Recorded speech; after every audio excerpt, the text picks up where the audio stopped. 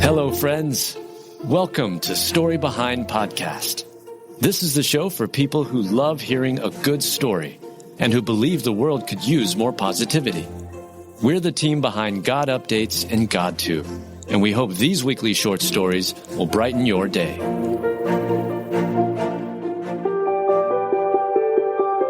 Softball team shares their miracle after bus accident. God was there with us that night. Written by Heather Riggleman, read by Julie Provost. A softball team shares their miracle after a bus accident. God was there with us that night. Are you ready for the faith to be strengthened? To read a story that is full of miracles? Let me tell you about 13 lives that were thinking their evening would have been so routine and normal, but they walked out of a wreckage that had so many people talking. The night should have ended differently, but there was a deer in the road, a bus carrying a coach, 2 assistants, and 10 bright-eyed girls. And when it happened, a rollover on State Highway 152, shattered glass, screams, silence. When the dust settled, every single one of them was breathing, bruised, broken, shaken, but alive. Coach Cody Schmidt says it plainly, almost as if he's still trying to believe it himself. The 13 of us on a bus should not be alive. God, a miracle.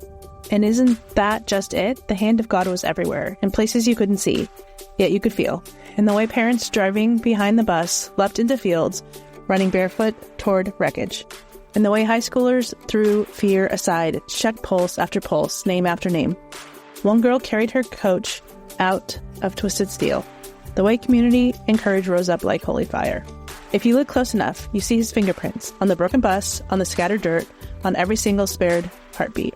Because there is no other explanation. This story should have ended in loss, but instead it ends in awe. Yes, there are injuries. Yes, there are scars, both visible and invisible. But there is also this truth. God's protection wrapped around that bus like unseen armor. And when the enemy tried to steal life, heaven pushed back. Miracles don't always look like lightning bolts.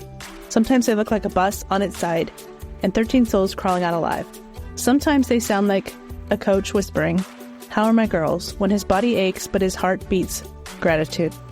Sometimes they look like a team, forever bonded, stronger than the scoreboard, stronger than the season. And maybe that's the gift, that in the wreckage of what should be the end, God writes the beginning of a deeper story.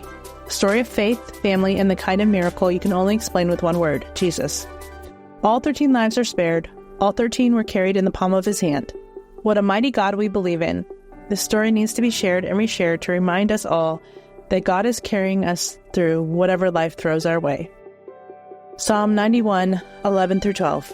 For he will command his angels concerning you to guard you in all your ways. They will lift you up in their hands so that you will not strike your foot against a stone.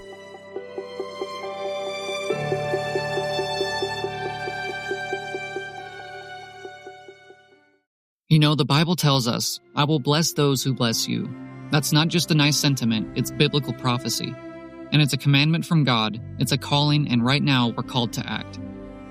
The teachings of the New Testament are deeply intertwined with the Hebrew Scriptures. As Christians, we are called to honor and respect this shared heritage.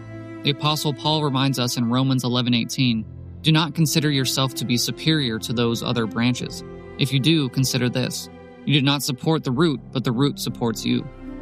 Supporting the people of Israel is more than a belief. It's a biblical mandate. By partnering with the International Fellowship of Christians and Jews, IFCJ, we can live out this calling together. Just as the fellowship blesses God's children, we know that you will be blessed too. Learn more about the fellowship and how you can live out your faith, bless Israel, and be blessed in return. Visit ifcj.org today. Again, that's ifcj.org. Be the blessing, live the word, answer the call. One of the most important and sometimes uncomfortable questions church leaders ask is, am I being paid fairly? Or maybe it's, are we paying our team fairly? Church Salary just released a new digital tool designed to help ministry leaders answer this very question. Within minutes, you can get a clean, high-level look at fair pay for your specific role with their free salary report preview. Yep, I said free. Here's how it works. You enter your role, your church size, your location, even your years of experience, and Church Salary instantly generates a ministry-specific salary report preview just for you. And the best part, every report is based on real data from churches and employees across the country, something no other generic salary calculator is built on. So if you ever wondered what fair pay looks like in ministry, visit churchsalary.com/report to get your free preview report today. That's churchsalary.com/report.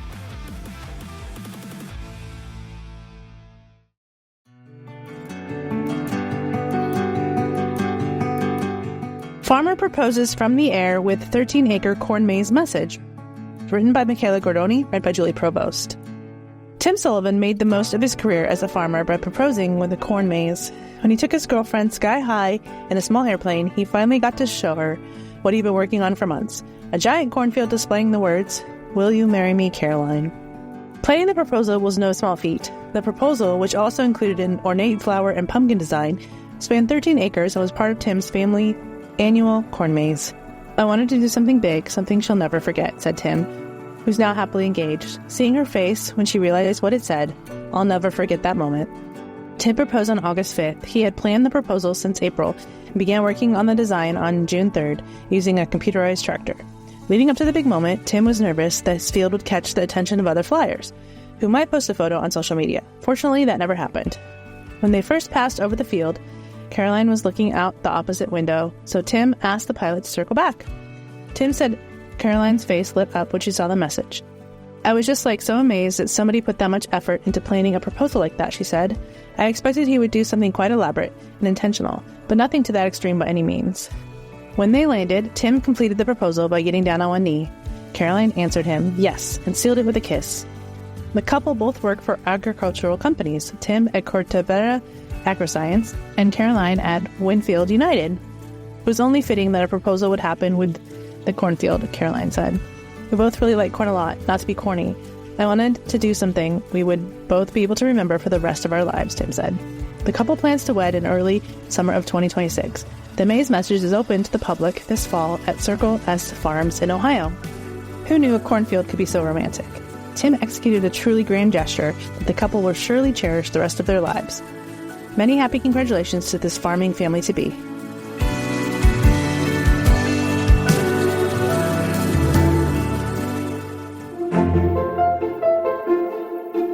Thank you so much for listening to Story Behind Podcast.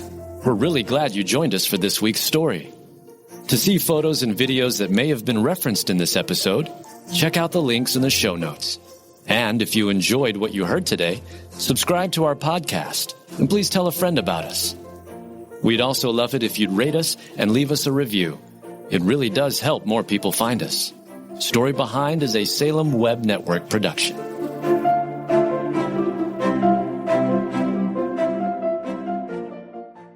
At Thrivent, planning your finances is bigger than money. It's a way to support the people, causes, and community you love. Because helping you put your faith into action is at the heart of what we do.